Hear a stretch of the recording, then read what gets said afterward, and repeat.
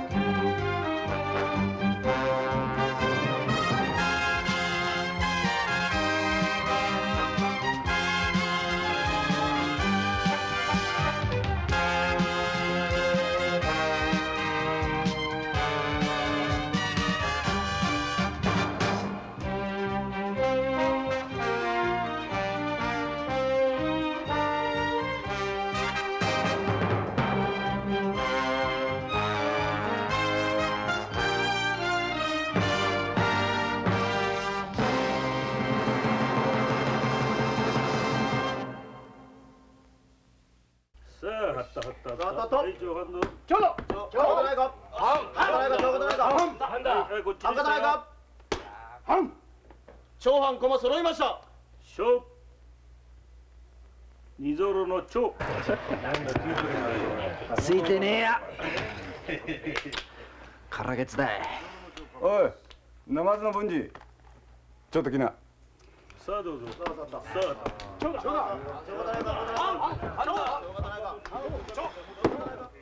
これじゃあよ、もう一文も貸せねえな。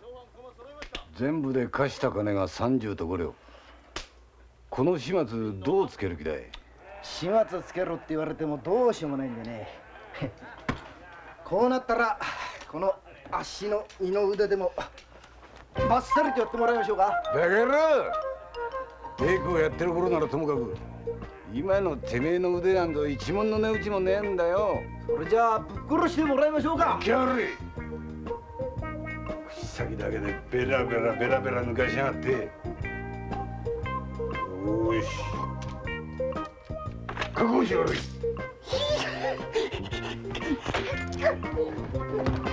お前どこに行くんだよ。てろな。よし、構わねえから奥は掘るにばい。助けてくれよ、誰か助けてくれよ。俺は泳げねえんだよ。おいナマズのくせしやがってジタバタするな。てめえの借金はな、てめえの女房ジョリアリ叩きって片付けてやるら。だからおめえ安心して成仏しな。おい、おい、いいけ、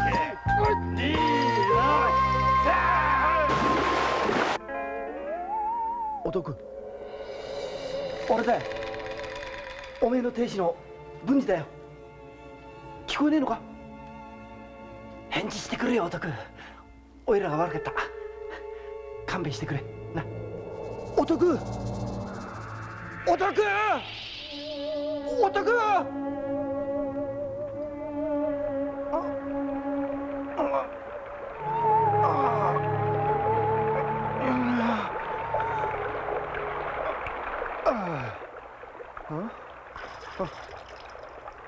あれ生きてる、生きてるよ。夜明けだ。新しいわけだ。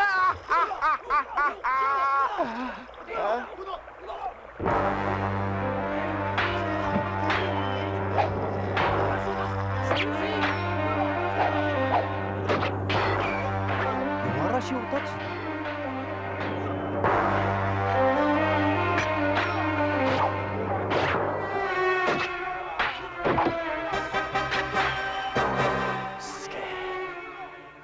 噂の夜嵐を立つか。かっこいいな。いたかナマズ。俺は一目で惚れちまったぜ。よーし、こうなったら一の子になってやるからな。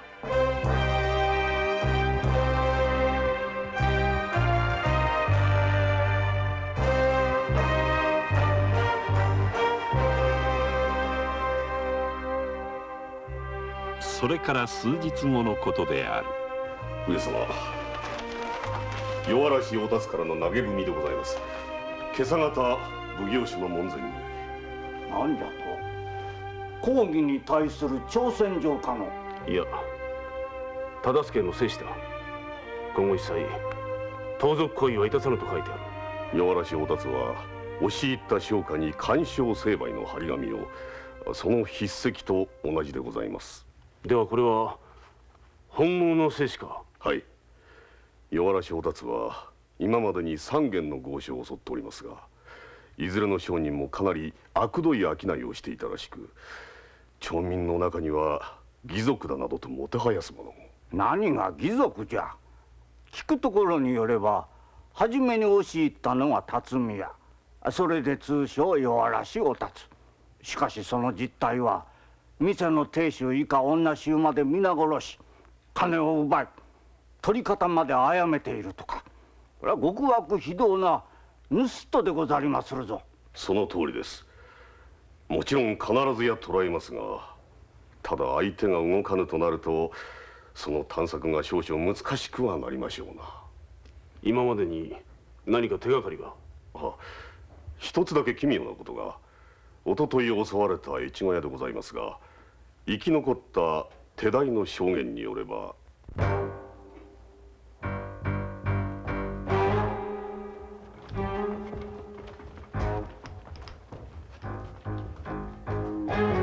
与原氏お達は主人の孫娘の抱いていたわらべ人形を強引に取り上げて持ち去ったそうでございます。いくら女盗賊とはいえ、まことに奇怪な行動、手がかりの一つにはなろうかと。そのわらべ人形は特別な人形か？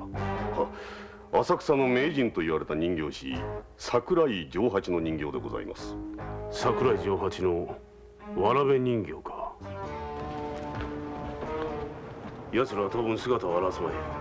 わらべ人形の方から調べてくれ。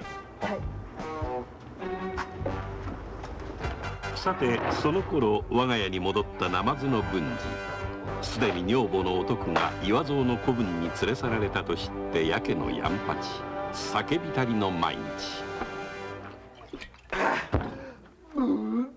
どこだ！なんだよこの野郎。ろくでなし。お徳さんはね、泣く泣く殺す気どもに連れて行かれたんだよ。みんなお前が悪いんじゃないか。そうだよ、ダメスが悪いんだよ。お前さんなんかと一緒にならなきゃお徳さんは幸せな暮らしができたんだ。そうだよ、お前なんて首どもくくって死んでまえばいいんだよ。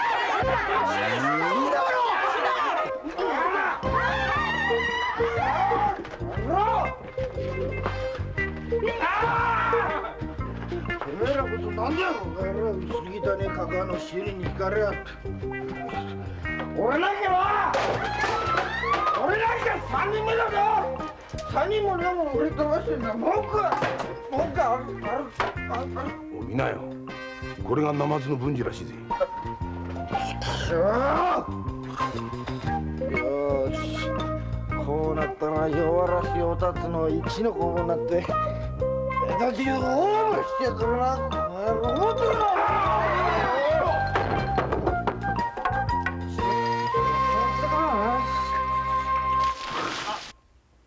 ほう。ではその文治とかいうやつの女房を頭が助けて連れてきたのか？そうなのよ。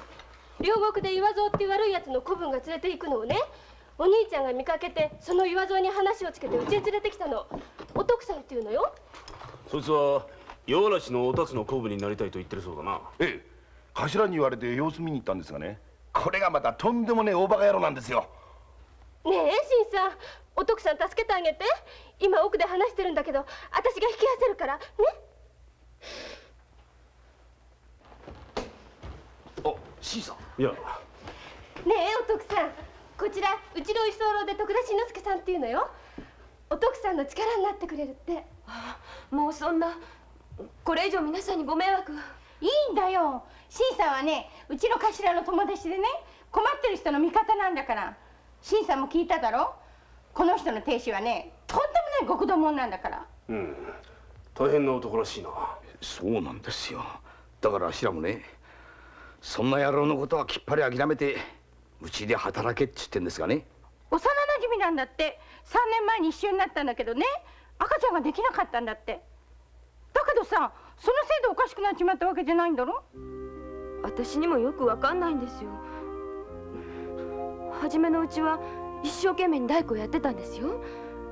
それがいつの間にか博打に手を出し、10日ばかりいなくなって帰ってきたと思ったら、私の嫌いなナマズを背負ってたんですよ。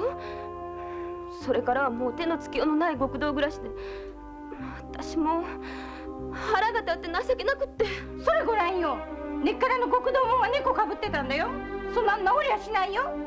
いくら尽くしたってどうにもならないんだから。そうだろお前さん。まあその通りだ。生まれつきの怠け者だ。おめえさんな、女郎屋へ叩き売られたんだぞ。まだ未練あんのかい。一体文治のどこがいいんだよ。そう言われても。まったくじれってな。そんなことはっきり言えません。時々肩もんでくれたり、背中さすってくれたり、ちっとはいいところもあるし。冗談じゃねえ。そんなことはお前、盗人だって人殺しだってよ。うちの人は盗人なんかじゃありませんよ。だけど盗人になりたいんだろ。あんな人が盗人なんかなれっこないよ。それと別れるのはどうしても嫌だというのか。それじゃあ仕方がないな。頭、話の様子だと根っからの悪党でもなさそうだが、これは相当思い切った荒療治が必要だな。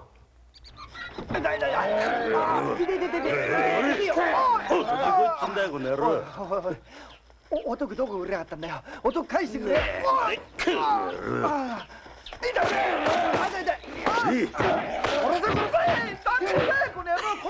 今頃お得はな、上方あたりのスケベじじいに可愛がってもらってるよ。諦めろってんだよこの野郎。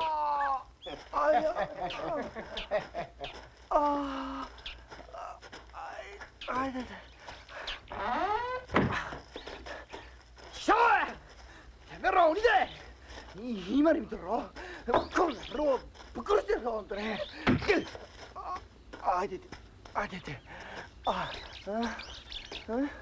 なんだてめえら。いいから一緒にしな。何しやがったこの野郎。岩嵐おたつの子分なりですだな。あれそれだ、おめえさんたちは。そうよ。来んのか来ねえのか。参らせていただきます。はい。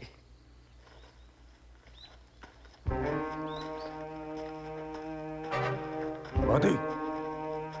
何かあったのか。いや、その方は通りすがりのものだ。近頃は物騒な世の中だからな。あんまり野良犬のように出歩かぬことだな。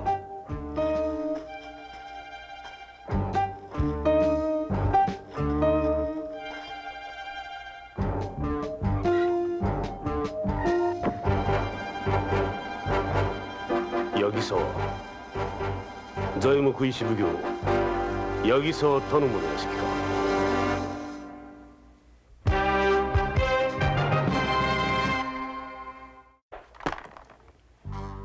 さあどうぞ。そうだ。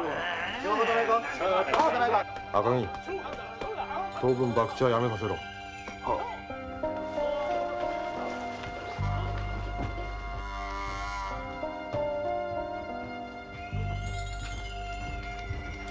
なんだ貴様たちは。散々夜遊びをしてまだ足らんのか。はい。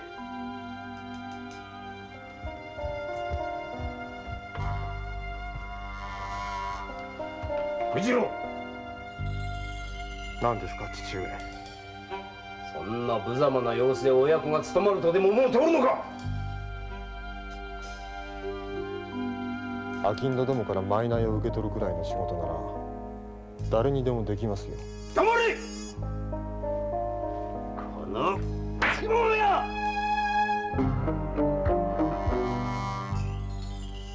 気に入らねばいつでも感動してください。養子でもおもらいになった方が八木沢家のためでしょう。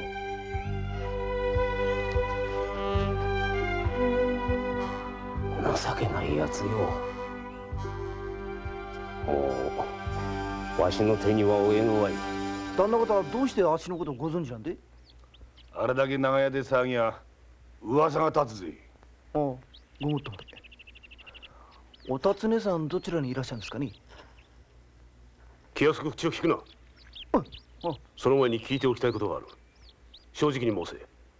偽りを申すとこの場にて切り捨てるぞ。はい。なぜ盗人になりたいんだ？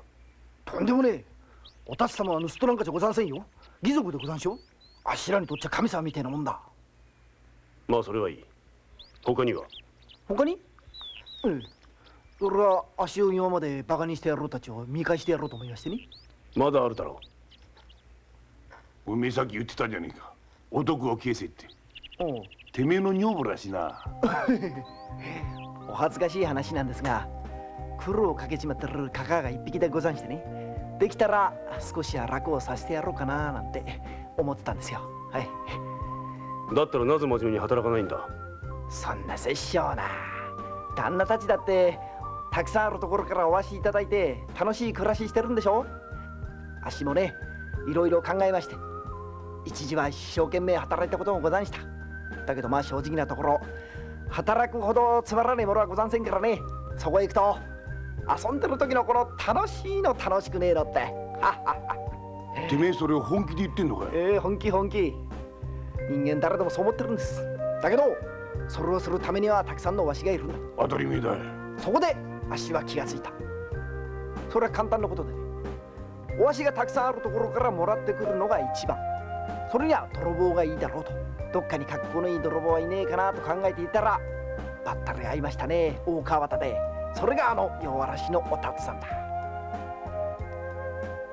あっしは命がけですからね、旦那。おたつはあっしの神様。神様の言うことだったら何だって聞いちゃうんだから。旦那、一つ子分にしてやってくださいね。お願いいたします。上様、浅草の人形師桜井丈八は4年前に死んでおりました。娘が一人いるのですが、行方がわからないそうです。その娘の名は？名前はお徳。お徳さんにはここのところに一つほくろがありまして、年の頃は24、5とか。名前は徳。お願いします。私死んでもいいんです。ほくろか。こんなことしてたら今に病気になっちまうじゃないか。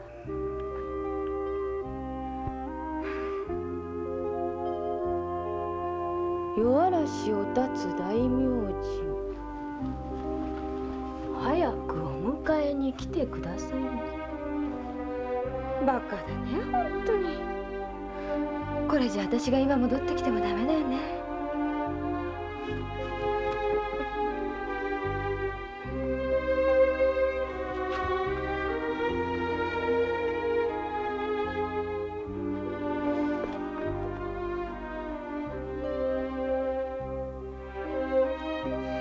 よかった。あんたもこれだけは七草にしなかったんだね。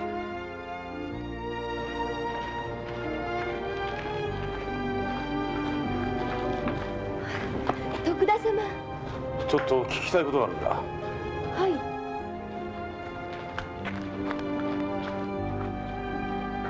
まあ、盗人がお父っつぁんのわらべ人形を？本当ですか？やはりそうか。いや、町奉行所の者からお徳さんのことを聞いたんだな。あ、これです。越後屋さんのわらべ人形と同じものなんですよ。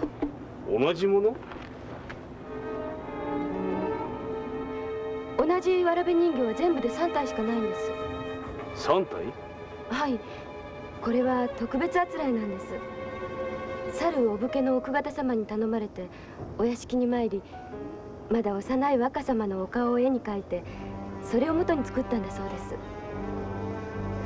す。その中で一番よくできたものを奥方様にお渡しして、次の一体は越後屋さんに引き取られたそうです。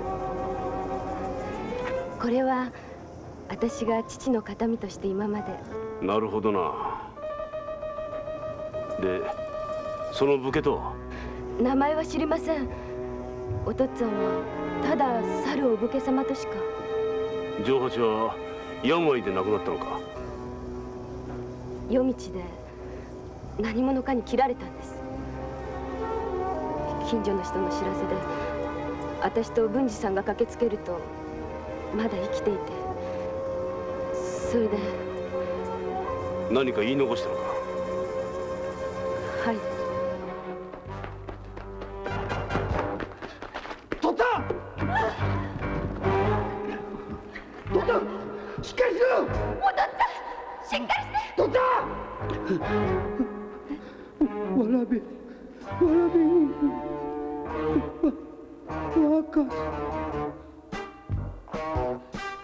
とったお父っつぁん。とった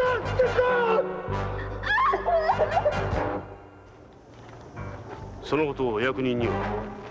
はい。でも何の手がかりもなく筋切りの仕業っていうことに。お徳さん、ことによるとその下手人と越後屋の幼い子供からわらべ人形を奪い去った夜嵐のおたつとは何らかの関わりがあるかもしれんぞ。徳田様。よし、一つ思い切ってやってみよう。お徳さん、実はあんたに折り入って頼みたいことがあるんだ。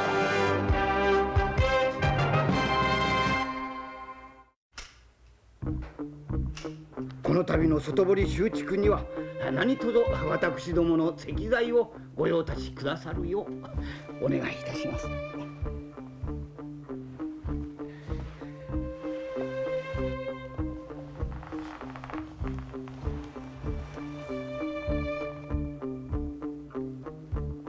バカね、わしの値踏みをいとすのよ。よろしい、心得ておく。ところで御前様、我が様はだいぶ派手にお遊びのようでございますな。街中では噂でございますよ。困ったやつじゃ。若いうちじゃからの。遊ぶのは致し方ないが、連日連夜ではの。我が八木沢家は三河以来の門地。亀を汚すようなことだけは、それだけが気がかりでの。まあお金の方はいくらでも手前どもが。これそうあからさまに言っては失礼ですぞ。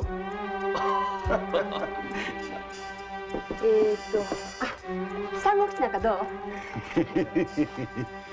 っとこう柔らけえのはねえのかい。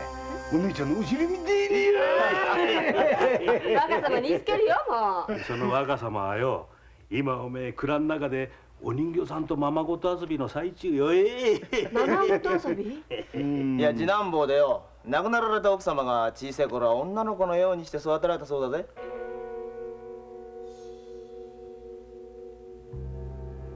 そちには兄弟がいたのだよ。姉の名前はおきく。私が10歳の時、父上に焼かれて死んでしまったのだ。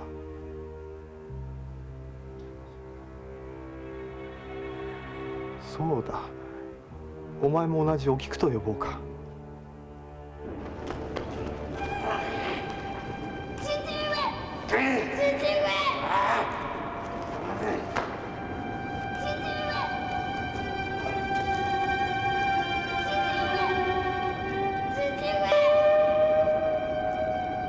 私は父上が憎い。母上も父上を憎んで死んでいったのだ。私は4年前に母上の残した手控え帳で初めて焼かれてしまったお菊に妹がいたことを知った。それがお前なんだよ。桜井丈八という人形師の住所も書いてあった。すぐに訪ねてね、お前の行く先を聞いたんだ。ところが奴は越後屋に売ってしまったというではないか。大切なお前を強欲な商人に平然と売り払ったと聞いて、私は許せなかった。私はね、丈八を成敗してやったよ。それから人手を通じて何度も越後屋と交渉した。だが奴は手放さん。それで私は腹を決めたんだ。初めから越後屋を狙ったのではすぐに足がつく。だから機会を待ち、まず他の商人を2軒襲ってから越後屋に入って、ようやくお前を手に入れたのだよ。もう決して手放しはしないから安心しておくれ。お前は私、お前は母お前は私にとってかけがえのないお菊なんだよ。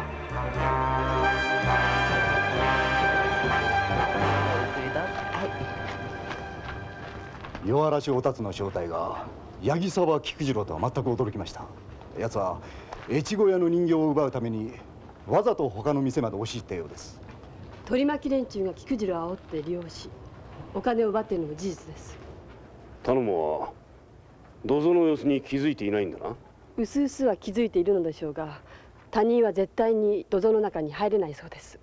哀れな奴だが放置しておくわけにはいかん。では菊次郎はわらべ人形がもう一体あることに気づいてはいないんだな。はい、そのようです。分かった。このことを忠相に伝えておいてくれ。相手は旗本。このままでは町奉行が動くわけにはいかん。菊次郎を町場に誘い出せば何とかなるだろう。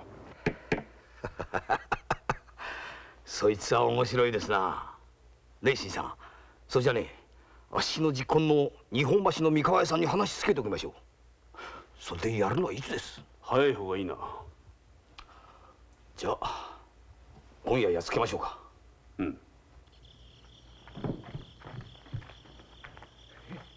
ありがてえな、おたつ様に会えるんだから。だけど旦那、本当におたつ様この店に押し込むんですかい？牛蜜時にな。間もなくだ。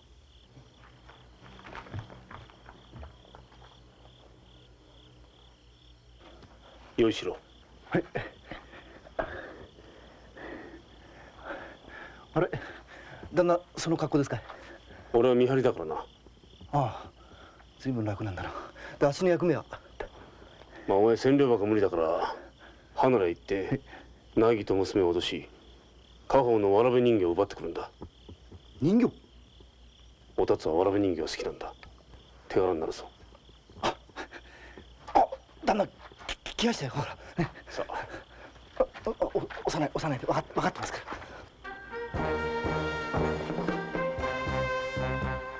お頭頼みますよ。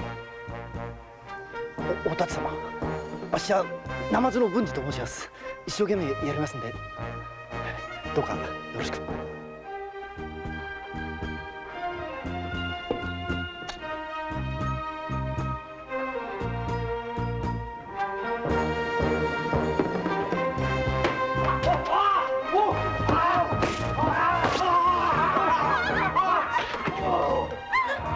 文治、離れを見ておいで。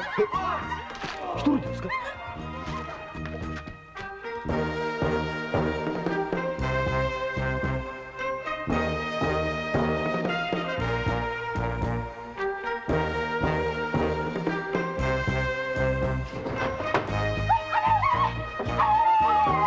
静かにしろい！夜嵐おたつの一の子分、ナマズの文治だ。俺のこったい。怖えだろな、怖えだろ。お嬢さんにおかみさん、家宝のわらべ人形出してもらいましょうか。そんなじゃねえよ、ねる。早くしろ。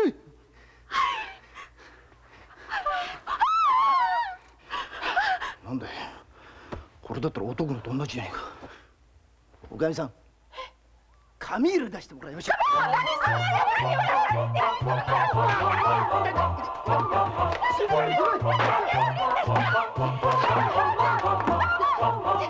痛いよ。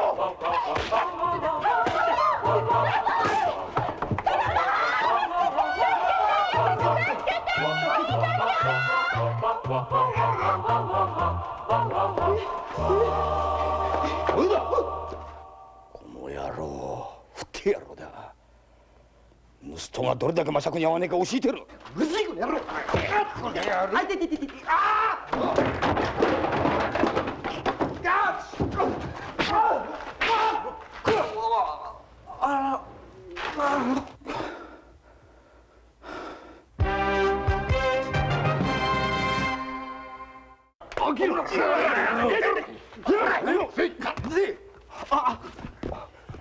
おたつ様、これと。あれ、ここは一体どこですか？隠れ家だ。危ないところだったな、文治。俺たちが行かなけりゃ今頃牢屋の中だぜ。ああ、初めてなもんでちょっとどじゅうめしてすいません。おたつ様これよくやった。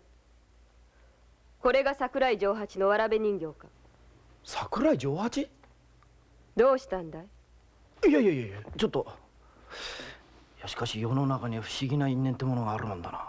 いや実を言いますとね、あっしの香川のとっつぁんが今言ったその桜井丈八、お得じゃねえかお前。黙れ無礼者が。僕何しやがんの野郎。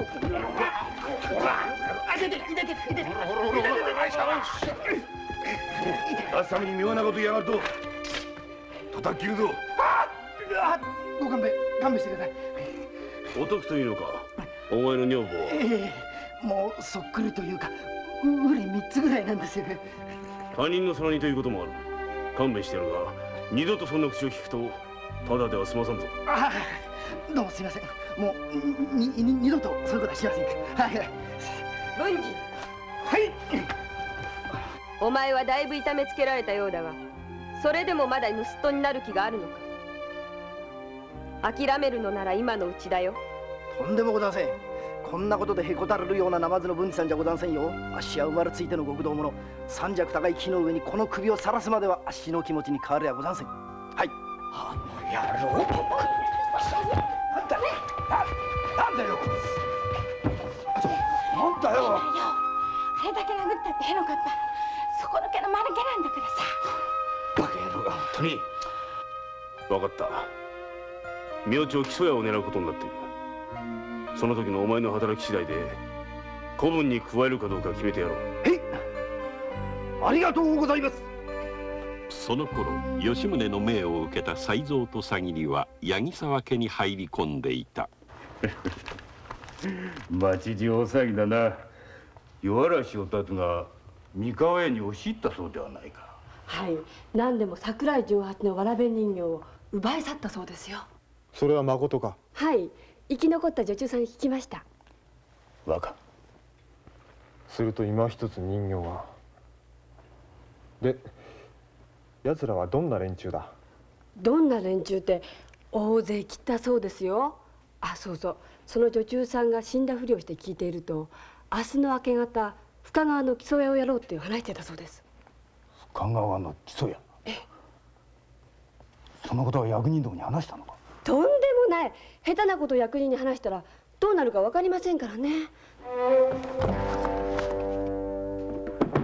それでは私はこれで。どうもありがとう存じました。気をつけて帰るよ。はい、どうも。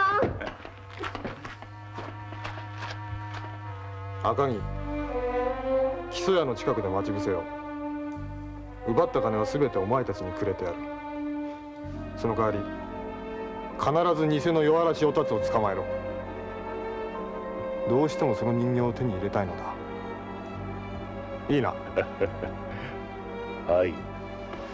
夜嵐のおたつ殿。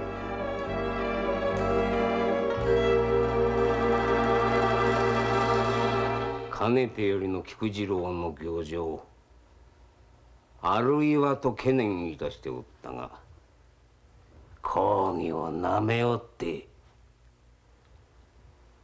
夜嵐のおたつがいずれ捕らわれるのは必定。さすれば我が八木沢家の断絶は免れぬ。わしの生涯の望みは幕政奥の手で動かすこと。その夢を絶つ者はたとえ何者であろうとも容赦はせん。今のわしには菊次郎を我が子と思う気持ちはみじんもない。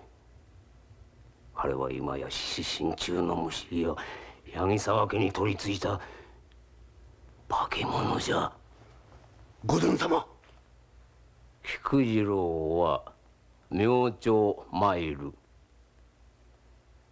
夜嵐のおたつと遭遇し、武士らしく戦い、そして死ぬ。もちろん夜嵐の一味を皆殺しにしての。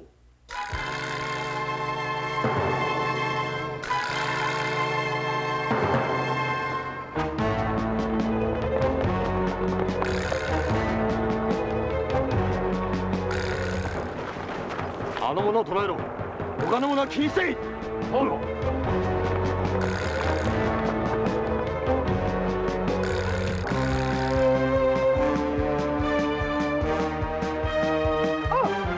なんだ兄貴、全然話が違うじゃねえかよ。バカ野郎、泥棒なんてな、そんな簡単なもんじゃねえんだよ。俺たちはずらかるから、ね、しんがりしっかりやってこい。いや、冗談じゃねえかねえ。しんがりが務まるねえで一丁前って言うかよ。ほら。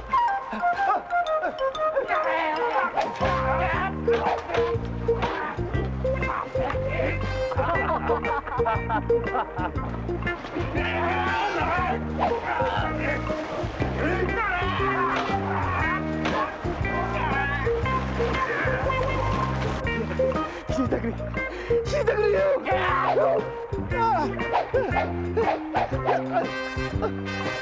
殺さない、殺さない。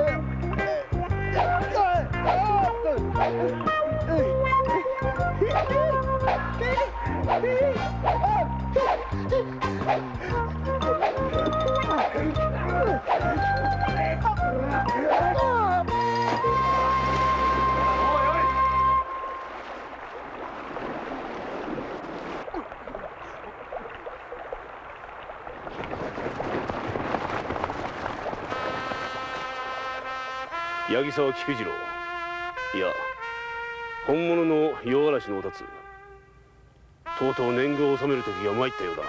貴様何者だ。菊次郎、これが三つ目のわらべ人形だ。この人形はその方のすべての悪行を知っておるぞ。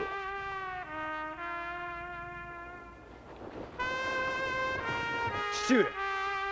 菊次郎、何をしておる。早くその者たちを切り捨てい。それは無駄だぞ、菊次郎。頼母はそちを切りに参ったのだ。何？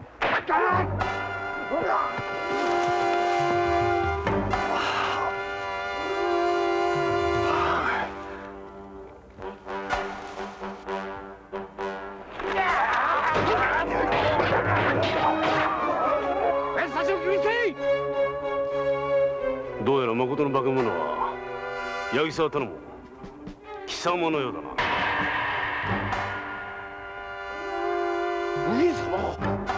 人面重心の輩とはその方どものことか。地獄の鬼とてそんなバカな真似はいたすまい。私欲や心のために我が子まで血祭りにいたすとはもはや許せん。断じて許さんぞ。カモン、切れ切り捨て。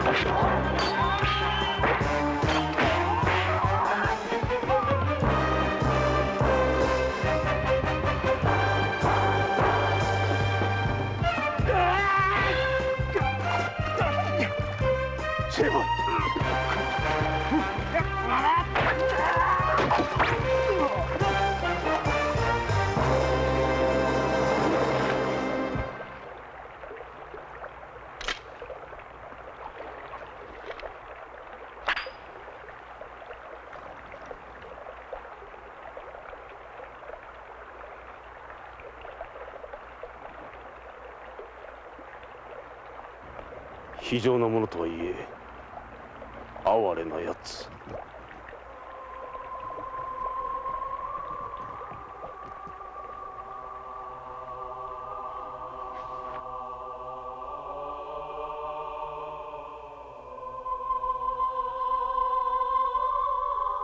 八木沢家は断絶となり、夜嵐のお辰は再び江戸の町に現れることはなかった。さてその日の昼ごろ、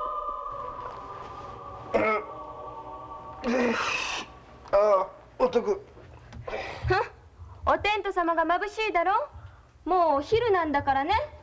あれ、お前。まったく呆れ果てた人だわね。ゴロツキどもが来てさ、私を借金の方に連れて行くって言うから、私は逃げて浅草のおばさん家に行ってたんだよ。帰ってきたらこの始末だろう。私はつくづく愛想が尽きたから離縁しておくれ。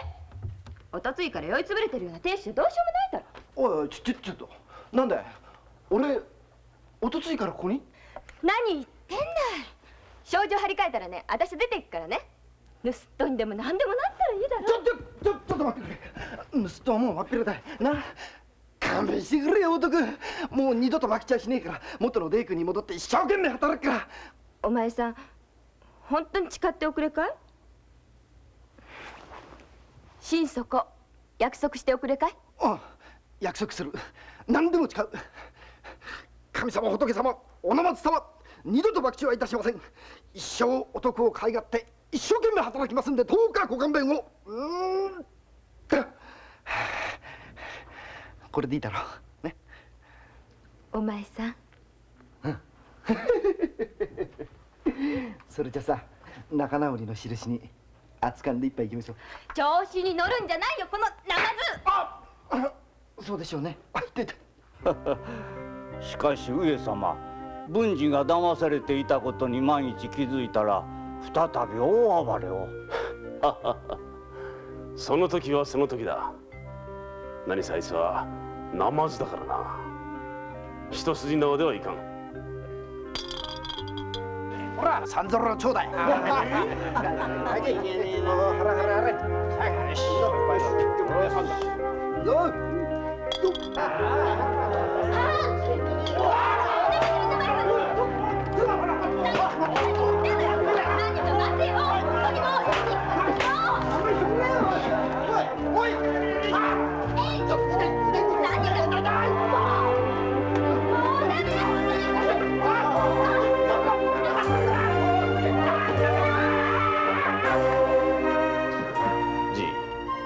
鹿島神宮にはナマズを抑える要石があるそうだぞ。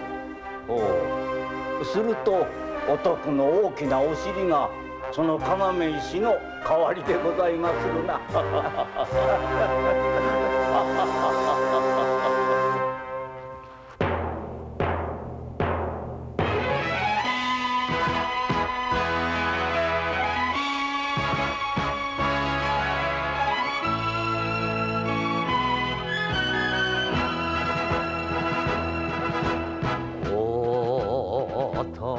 この俺が選んだ道だ。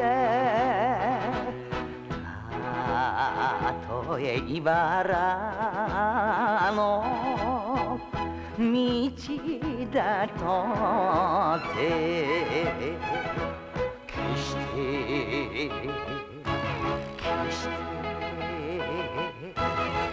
決して泣いたりはしないさ。負けてたまるか。ぐっと睨むこの目に血がたぎる。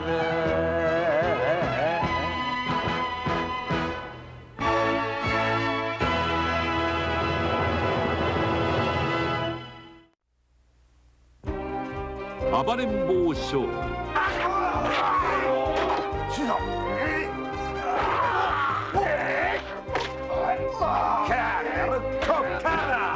罪のない百姓衆の命を奪い取るような連中を見過ごしにはできない。弱ったおば、今この江戸におる。誠でございますか？何をする。待て万次郎、逃げも隠れません。しかし肝心の鈴江殿がいないのでは仇討ちにはならんではないか。ここは一旦刀を収めるんだ。それはできません。小吉が変なこと言うんですよ。変なこと？毎日ご飯一緒に食べるのはお父っつぁんだって。この際一気に何もかも決着をつけるとしようか。殺せ。暴れん坊将軍、柔ら武士道日本バレ。どうぞお楽しみに。